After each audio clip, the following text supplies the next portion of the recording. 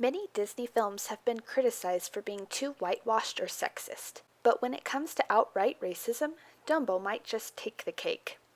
In addition to the way that the titular character's offensive name, lack of speech throughout the movie, and the way he was teased and bullied because of his big ears, are suggestive of a mental disability, Dumbo has a particularly racist scene involving crows that stereotypes African Americans. Well, hush my beat! In the scene, Dumbo, unbeknownst to himself and Timothy Mouse, has flown into a tree, and the two have fallen asleep. Enter the 5 crows. It isn't difficult to see right away that these crows are derogatory caricatures of African Americans.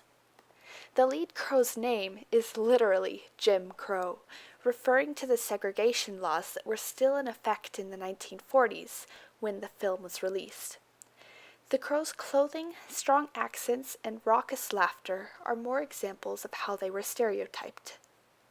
Something that you might not have known is that while the cartoon crows have yellow beaks, real crows have black beaks.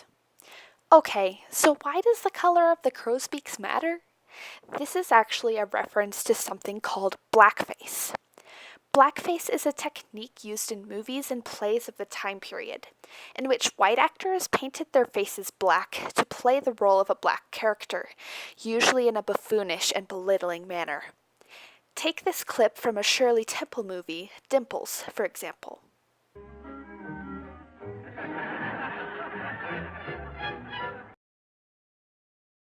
Today, blackface is taken to mean any time that a person uses makeup or digital effects to pretend to have darker skin than they actually do. This is still a touchy enough subject that this June, when Kim Kardashian's skin seemed a little too dark in the promotion photograph for her new line of makeup, a large number of social media users accused her of using blackface. Although it is not completely shocking that Disney would include stereotypes in a film produced in the 1940s, today this seems a little bit over the top. The blackface element is a caricature of a caricature.